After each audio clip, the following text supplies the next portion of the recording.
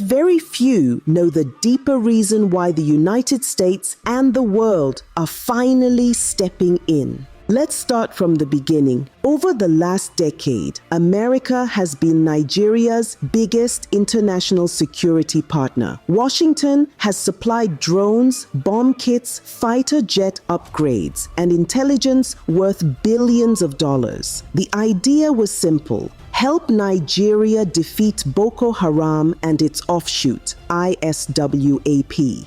Just this year, the US approved another $346 million arms package for Nigeria. Precision bombs, missiles, and targeting systems meant to strengthen the Air Force. Before that, there was the sale of 12 Super Tucano aircraft worth $500 million delivered under the Trump administration.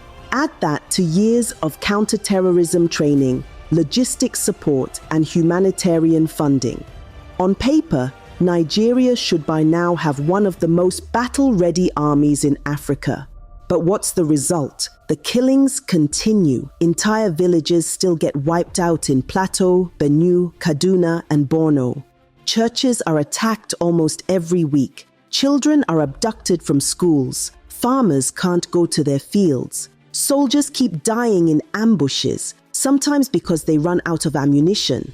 So America is asking the same question many Nigerians have been asking quietly for years. Where is all the money going? Because the United States tracks every dollar it spends. It knows when weapons are delivered, when training is done, and when things don't add up. Intelligence reports show that despite billions invested, Nigeria's security forces remain under-equipped, under-motivated, and deeply compromised. And that's the root of America's frustration. Trump's declaration that Nigeria is a country of particular concern was not only about religion, it was about credibility. Washington is tired of funding what looks like an endless war with no genuine intention to win. When a country keeps receiving military support but still allows terrorists to thrive, it raises suspicion. When attacks follow it raises suspicion. When attacks follow the same pattern, Christians targeted in their villages, priests kidnapped, worshippers slaughtered in churches, and there's still no serious response, the world begins to wonder whether the violence is being quietly tolerated. That's why Trump's words hit so hard. They are killing record numbers of Christians in Nigeria, and I will not allow that to continue. Those weren't diplomatic words. They were words of anger, frustration from a government that's been watching Nigeria repeat the same cycle for over a decade. And now, America isn't alone. The Canadian Parliament has discussed the killings. British lawmakers have questioned why Nigeria still receives military aid. The European Union has called for independent investigations into attacks that Nigerian authorities call herder-farmer clashes. But let's be honest, how many times can something happen before we stop calling it coincidence? When the victims are repeatedly Christian villages, burned churches, murdered priests, the pattern speaks for itself. The tragedy here is that Nigeria's leaders still act as though these warnings are insults instead of wake-up calls. The official response to every global concern is always the same. They don't understand our security complexities, but the world understands enough to see the truth. The same corruption that destroyed the economy has infected the military. Procurement scandals, ghost soldiers, stolen allowances, even reports of weapons meant for the front lines ending up in the hands of terrorists. That's why the war never ends, because every bullet fired is another contract renewed. Every attack becomes another excuse to demand funding. The war has become an industry, and peace would ruin business. So when America sends weapons worth hundreds of millions, and still sees villages burning, the anger is justified. No country, no matter how wealthy, wants to fund failure. And this is where it becomes expository. The US strategy now is shifting. The new aid packages come with strict monitoring clauses, human rights tracking, field audits, and transparent reporting. Washington wants to see evidence that the weapons are used for the right purpose, not for politics or profit.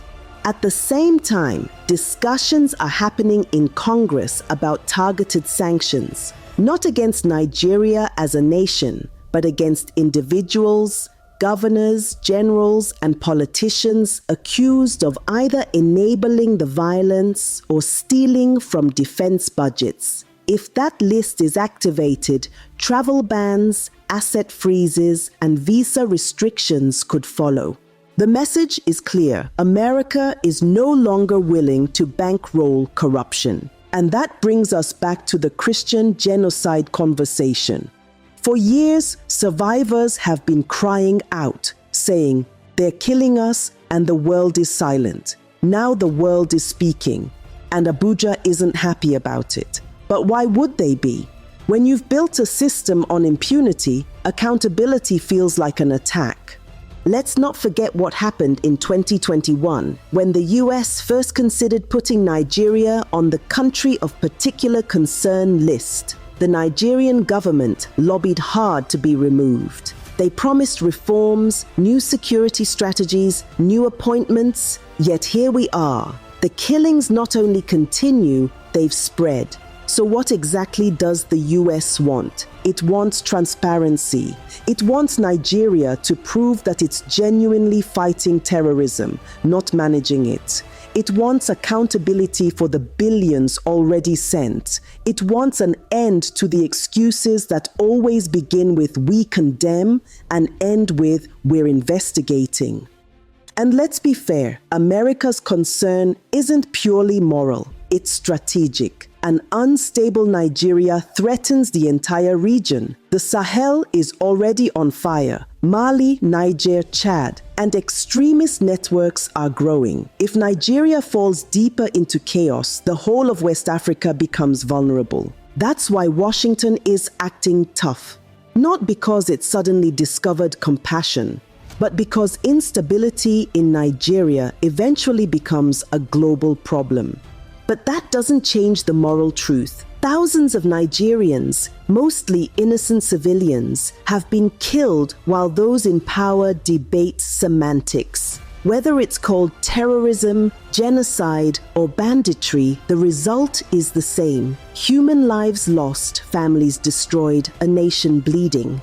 So yes, the world is fed up, not with Nigeria as a people, but with a government that refuses to protect them. And that's where my opinion comes in. Nigeria's problem is not that it lacks help, it's that it lacks honesty. For every foreign dollar sent, there's someone ready to steal half of it before it reaches the front lines. For every tragedy, there's a press release instead of action. And for every victim, there's an official somewhere insisting it's not as bad as it looks. The world has finally stopped believing those lies.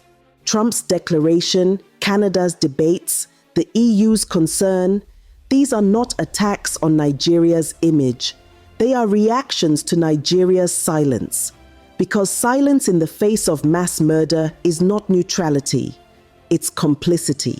So where does this leave us? If Nigeria continues on this path, the consequences won't just be diplomatic. Sanctions could cripple international trade. Military partnerships could be suspended. And the elite who once flew freely around the world may suddenly find themselves grounded, both literally and politically. But there's another possibility, the one most Nigerians hope for, that this global attention forces change. That the government finally wakes up and realizes the world is no longer watching quietly. That the billions meant for defense finally go where they belong, to soldiers, to intelligence, to rebuilding the lives of those left behind.